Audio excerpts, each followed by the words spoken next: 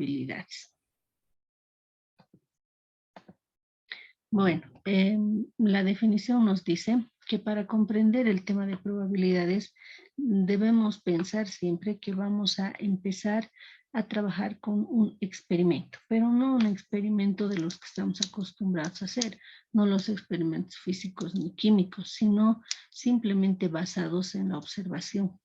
Entonces un experimento es, uno puede pararse en la esquina de su casa y ver el comportamiento de los autos, digamos, ¿no? Entonces, eso también es un experimento. Estamos basando en una observación y podemos llegar a una conclusión. A ver cuántos autos rojos pasan.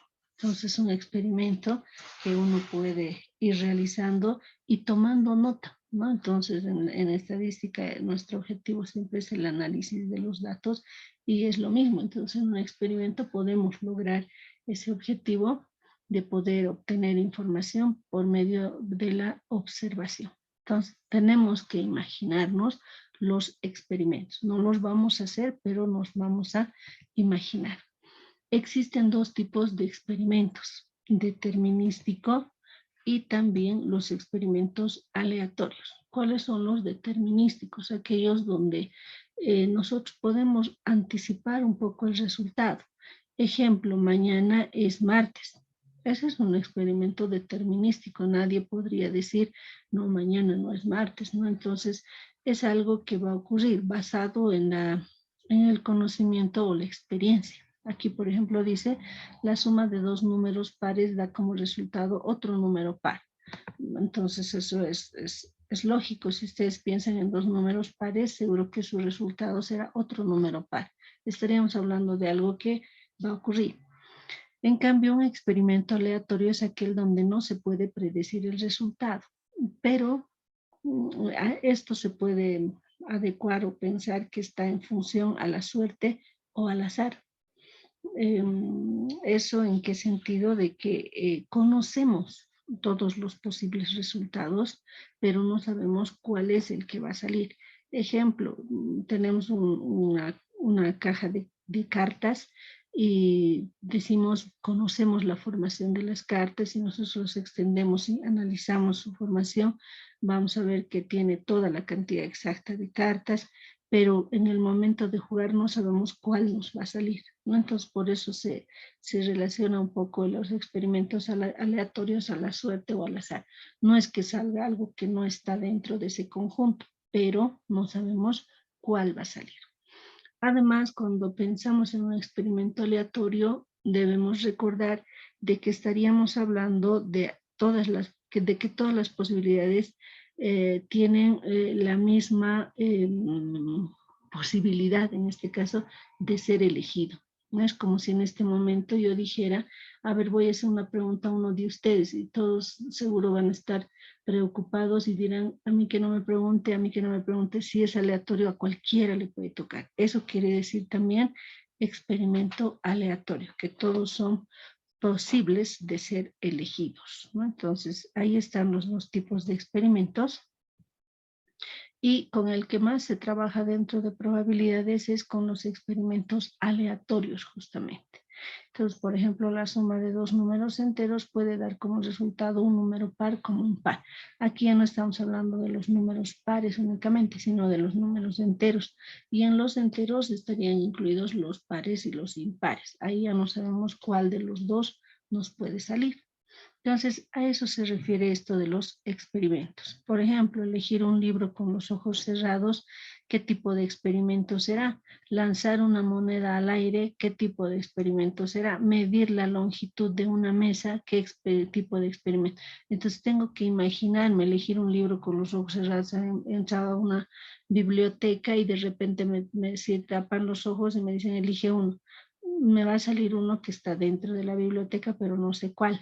Entonces, comparando con la definición de alguno de ellos, yo diré si es determinístico o aleatorio. Lanzar una moneda al aire.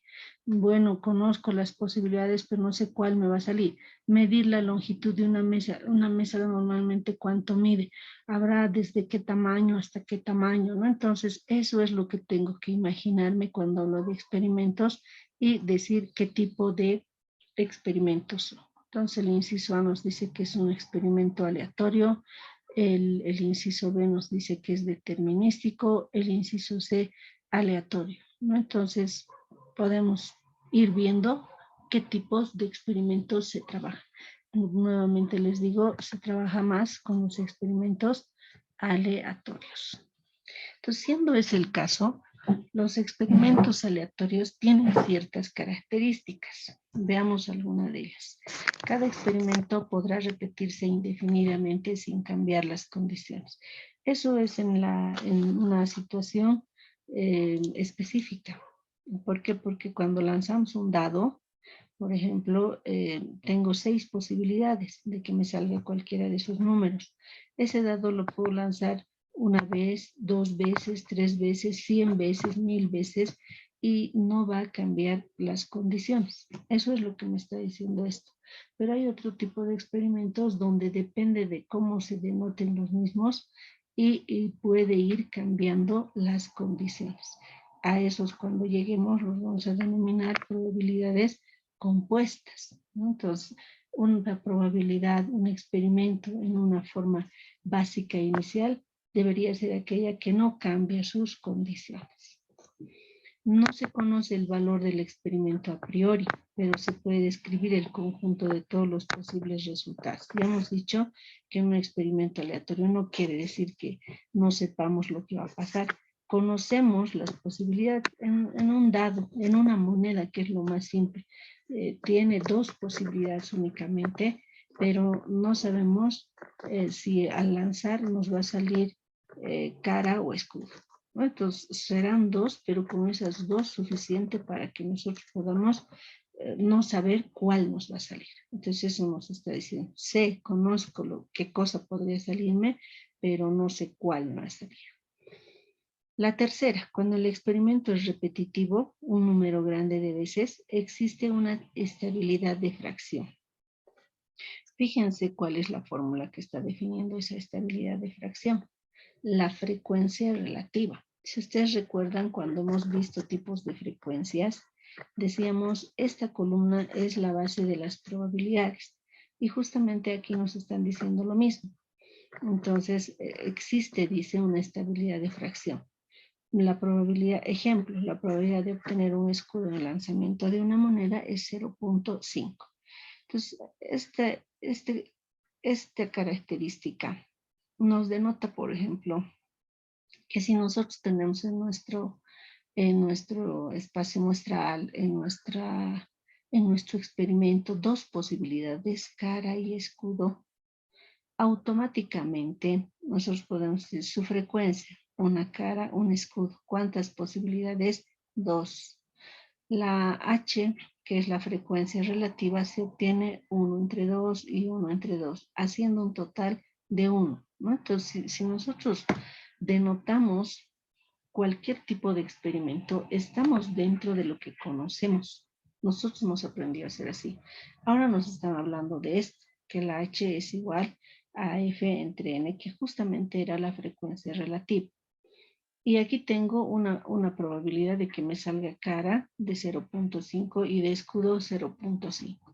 Si alguien es un poquito curioso, dirá, a ver, saco mi moneda y voy a lanzar. Y voy a ver si lo que dice la ingeniera es cierto. Lo que debería pasar es que en su primer lanzamiento les salga cara y en el segundo escudo. Entonces estaríamos a 0.5, 0.5. Pero no les va a salir así. Si ustedes lanzan una vez, probablemente les salga cara. Una segunda vez les salga cara. Una tercera vez les salga cara. Y una cuarta vez escudo. ¿Se cumplirá estas probabilidades? Yo creo que no. Si estamos lanzando 4 veces, ya no voy a dividir entre 2, sino ya va a aumentar la cantidad de lanzamientos. Entonces, ¿qué va a pasar? Que las probabilidades o la frecuencia, los valores de la frecuencia relativa no van a ser exactamente equiprobables. Equiprobables quiere decir que le damos la misma posibilidad a cada una de ellas. Entonces, no va a ser igual. ¿Cuándo o de dónde entonces han determinado que la H para el lanzamiento de una moneda sea un medio para cara y un medio por escudo? No es por equidad, sino está basado en esto que dice aquí. Cuantas más veces repitamos un experimento, llegamos a la estabilidad de fracción. ¿Qué quiere decir eso? Seguro que con 10 lanzamientos no vamos a lograr estas probabilidades o estos valores, pero con 20 lanzamientos quizás nos acerquemos. Con 50 lanzamientos mucho más. Con 100 lanzamientos vamos a irnos aproximando al 0.5 muy, muy cercano. Y habrá un momento en que alguien llegará al 0.5 y 0.5 exactamente como dice la teoría. Entonces está demostrado eso de repartir equitativamente de esta manera. Se ha logrado repitiendo el experimento muchas veces. Entonces, de ahí no es que alguien se haya inventado y haya dicho, por equidad le vamos a dar siempre la mitad a uno y la otra mitad al otro, pero podría suceder que no. Entonces ya estamos explicando que esa es la razón. Es un principio que se estudia bastante, pero que nosotros simplemente lo denotamos por ser una de las características de un experimento aleatorio. ¿Qué más? Entonces ya hemos visto las características del experimento. Tenemos que comprender dos conceptos que ya los he estado mencionando, entonces es necesario hablar sobre ellos. El espacio muestral es el conjunto que contiene a todos los posibles resultados de un experimento aleatorio o todo el conjunto de posibilidades. Ese es el espacio muestral. Entonces, ya hemos hablado de conocer todas las posibilidades. Esas se las puede denotar por medio de un conjunto. Ejemplo, el lanzamiento de un dado. Cuando lanzamos un dado, conocemos las posibilidades. 1, 2, 3. Nos puede salir cualquiera de estas. A eso se denomina espacio muestral. Tengo que aprender a definir claramente mi espacio muestral. Si me dicen, voy a entrar a un sorteo de 50 fichas, ¿cuál será mi espacio muestral? Las 50 fichas enumeradas del 1 al 50.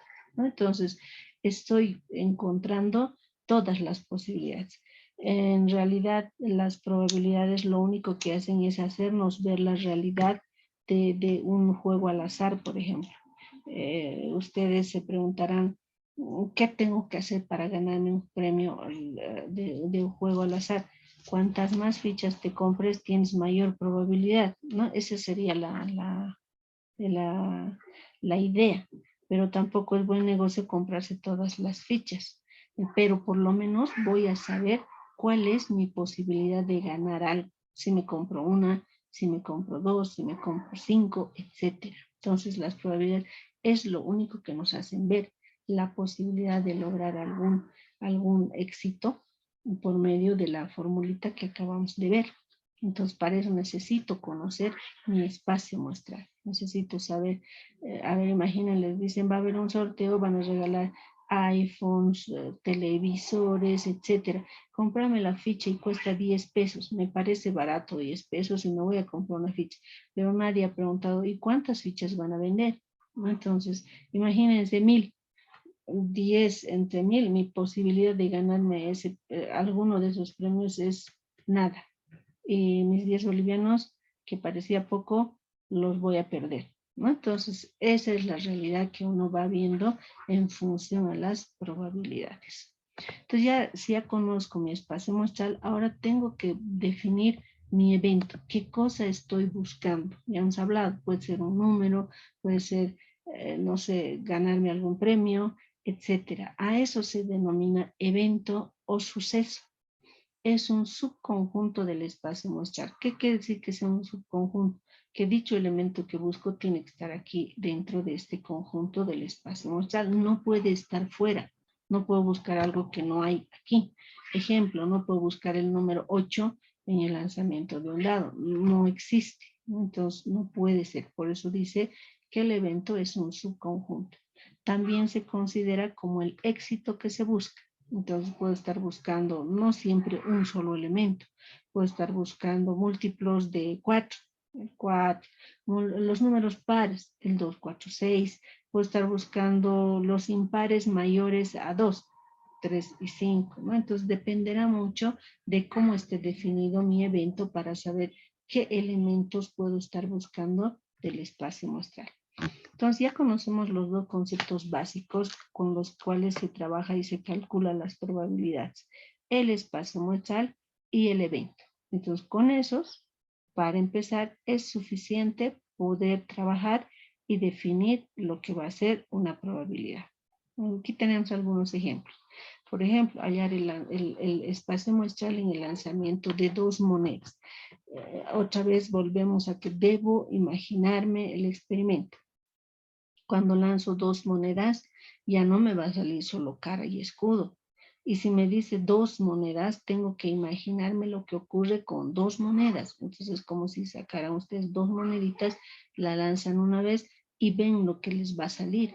Puede salirles cara y escudo, los 2 caras o viceversa, etcétera. Entonces, puedo desarrollar mi espacio muestral, que puede ser este. Cara, cara, cara, escudo, escudo, cara y escudo, escudo. Obvio que no me va a salir en este orden, pero lo que estamos diciendo es que cualquier lanzamiento que haga va a estar inmerso en este espacio muestral, ¿no? Va a pertenecer. Entonces ahí estaría definido, por ejemplo, ese espacio muestral. Un evento podría ser obtener por lo menos una cara. Si dice por lo menos, entonces este me sirve. Hay 2, por lo menos hay 1, ¿no? Entonces, 2 mejor todavía. Aquí hay 1 por lo menos y aquí también. Entonces, esos 3 elementos cumplen la condición de obtener por lo menos. Entonces, como en el tema de conjuntos, cuando hablábamos de determinar los conjuntos por comprensión y luego llevarlos a extensión. Entonces, depende mucho de las condiciones que éstas tengan para poder saber qué elementos conforman esos eventos en este caso. Otro podría ser obtener los 2 escudos. Si me fijo, solo hay esta posibilidad, entonces ahí está mi posibilidad. Y así podemos mencionar varios eventos. Otro ejemplo, hallar el espacio muestral en el lanzamiento de 3 monedas. Ahora ya tengo que imaginarme qué ocurrirá cuando lanzo 3 monedas. Entonces mi espacio muestral obviamente va a crecer, ya no van a ser 4 posibilidades, son 2, 4, 6, 8. Y las posibilidades están enumeradas. Todavía no es tan difícil enumerar porque vemos que se puede. Entonces vamos viendo que las 3 sean cara, 2 sean cara, un escudo, una cara, 2 escudos y así sucesivamente. Obviamente no hay casos repetidos. Importa mucho la posición. Entonces, esta puede ser moneda 1, moneda 2, moneda 3. Este es el comportamiento de moneda 1, moneda 2. Entonces, con ese antecedente, obviamente que no hay repeticiones, ¿no? Entonces, ahí están nuestras 8 posibilidades. Algún evento, obtener 2 caras. Aquí es específico 2. Este no me sirve. Aquí tengo 1, 2, 3. 1, 2, 3. ¿No? Entonces voy buscando simplemente algunos eventos que puedo ir obteniendo de mis espacios muestrales. Si se han dado cuenta, estamos ya entrando al tema de conjuntos. ¿Qué más aquí podríamos adicionar? Que nosotros, una vez que conocíamos los elementos, podíamos recordar el cardinal de los conjuntos. Entonces, ¿qué decía el cardinal? Que a estos conjuntos nosotros podemos denotarlos con cuántos elementos tiene cada uno. Número de elementos del espacio muestral, 4. Número de elementos del evento 1, 3. Número de elementos del evento 2, 1. Y así. Y entonces la fracción de la que hemos hablado simplemente será la división del evento sobre todo el espacio muestral, ¿no? Igualito que la frecuencia relativa. Entonces ya vamos más o menos entendiendo el objetivo de esos 2 conceptos. Tenemos otro ejemplo, hallar el espacio muestral en el lanzamiento de 2 dados. Cuando lanzamos un dado, nos da números del 1 al 6. Pero cuando lanzamos 2 dados, para empezar nunca vamos a obtener el 1, porque el valor mínimo ya va a ser 2. Y entonces tengo que ir viendo las combinaciones que se generan entre los 2. Podemos denotar de esta manera. 1, 1, el dado 1 que se mantenga constante y el 2 va a cambiar. El dado 1 cambia y el 2 otra vez cambia completamente. Y así. Entonces, fíjense cuántas posibilidades se han generado respecto al lanzamiento de 2 dados. Eso es lo que tengo que imaginarme cuando decimos pensemos en el experimento. ¿Cuántas posibilidades tengo aquí? 36. Entonces, contamos 2, 4, 6 por 6, 36 posibilidades tengo de que me salga. Cualquier lanzamiento de 2 dados va a estar dentro de este esquema. No se va a salir, nunca me va a salir un 8 y un 10, digamos, ¿no? Porque no existen esas posibilidades. Un evento puede ser la suma de los números que sea 5. Aquí tengo 1, 2, 3, 4. A lo mejor tengo 3, 4 posibilidades. Un evento puede ser la suma de los números es 12. Creo que el único sería este. El producto de los números es 24. Allá, 6 por 4, 24. 4 por 6 también me da 24. Creo que serían esos dos. La suma de los números es divisible por 7. 6 más 1, 7. 5 más 2 también y así. Entonces puedo ir definiendo mis eventos por extensión. Y ahí puedo ya tener y contar, saber si mi espacio muestral era 36, la probabilidad será la cantidad de elementos de cada uno de estos entre 36. Y ya me estaré acercando al concepto específico de lo que es la probabilidad. Antes de eso, bueno, si se dan cuenta ya más o menos estamos tocando el tema de conjuntos. No al 100%, nos falta todavía. Las técnicas de conteo es una forma, una técnica, tal como dice, para poder determinar los espacios muestrales y eventos. ¿Cuándo? Cuando estos son muy grandes y no se pueden enumerar. Entonces, aquí dice claramente, se utiliza para determinar el número de elementos de un espacio muestral o evento. Aquí le falta eso. O sea, hay dos tipos. El primero, donde obviamente es fácil conocer los elementos, como en el lanzamiento de un dado, como en el lanzamiento de dos dados, de monedas, ¿no? Entonces hemos ido trabajando con estos, donde se puede realizar un listado de las posibilidades. El otro caso es cuando nosotros ya no podemos enlistar, o sea, ya no va a ser tan fácil que conozcamos. Imagínense, nos sale un espacio muestral de 1400 posibilidades, no vamos a poder enumerarlas, ¿no? Entonces, en esos casos, para esos casos se usa la teoría combinatoria, la que ustedes han recordado. Entonces, ¿para qué nos sirve esto? Para determinar los espacios muestrales y en algunos casos los eventos. Entonces, esa era la razón por la que debíamos nosotros recordar estos conceptos. Ejemplo, ¿cuál es el espacio muestral al lanzar 3 dados? Si con 2 dados teníamos 36 posibilidades, con 3 dados, ¿cuántas posibilidades tendremos? Es la pregunta que tendríamos que hacernos, ¿no? ¿Cuántas posibilidades sería? 1, 1, 1, 1, 1, 2, 1 y así. Fíjense cuántas posibilidades, 216. Eso ya no sería tan fácil enumerar, nos llevaría mucho tiempo. En esos casos, lo que dice la teoría es que para eso se usan estos métodos y que debemos confiar en esas cantidades que nos salen. Bueno, entonces ya hemos visto la primera. ¿Cuál nos faltaría? La segunda, que sería el recordatorio de la teoría combinatoria. Para eso tenemos dos principios que nos rigen a las probabilidades. El primero es el principio de la multiplicación. Dice, si un suceso A puede ocurrir de n formas y un suceso B de m formas, el suceso A por B puede ocurrir multiplicando la cantidad de formas que estos tenían, n por m, maneras diferentes. ¿A qué se refiere esto? Suceso es como que un experimento puede ocurrir de una forma, luego seguida de otra, luego seguida de otra y así. Entonces a eso se refiere la sucesión de sucesos. El primero, luego a continuación otro. Ejemplo, en un restaurante el menú se puede elegir entre 3 primeros platos, 3 segundos y 4 postres.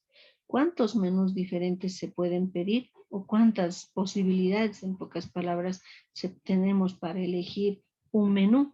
¿No es cierto? Entonces aquí, por ejemplo, los sucesos están ocurriendo uno seguido del otro. ¿Por qué? Porque dice en un restaurante el menú se puede elegir de 3 primeros platos. El primer suceso sería elegir uno de estos 3 primeros platos. El segundo suceso sería elegir uno de estos 3 segundos. Y el tercer suceso sería elegir uno de estos 4 postres. Entonces ahí está definido claramente.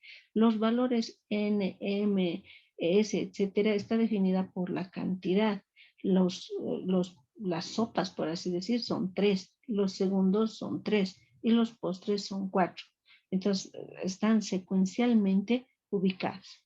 Gráficamente, Cuando tenemos una secuencia de sucesos dependientes, se puede realizar por medio de diagramas de árbol, como en este caso. Por ejemplo, si hubiéramos elegido la primera sopa, tenemos 3 segundos a elegir y en función a cada segundo, 4 postres. Entonces aquí está 1, 2, 3, 4, el siguiente tiene los mismos y el siguiente tiene los mismos. Esto es solo para una sopa. ¿Cuántas sopas tenemos? 3. Entonces, ¿qué va a ocurrir? Cuando elija la segunda sopa, va a pasar lo mismo. Tengo los 3 segundos y con cada uno con sus 4 postres. ¿Qué va a ocurrir si elijo la tercera sopa? Ahí está.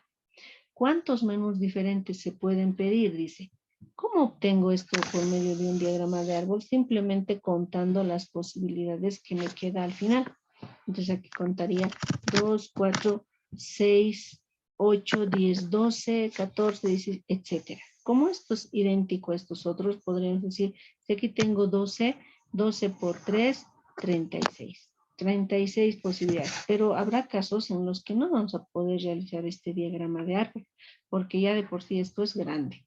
Entonces, para eso se usan las formulitas que conocemos en la teoría combinatoria. Entonces, este ejercicio tan sencillo, la respuesta es de la siguiente manera. Cantidad total, 3 sopas por 3 segundos y por 4 postres. ¿Cuántas son? 36. Si contamos esto, nos va a dar los 36. ¿No? Entonces, de esa manera funciona el principio de la multiplicación. Otro principio básico que se usa también es el principio de la adición. Este nos sirve cuando los sucesos no dependen. Entonces, si el otro dependía uno seguido del otro, podemos elegir. Pero en este no, son sucesos separados.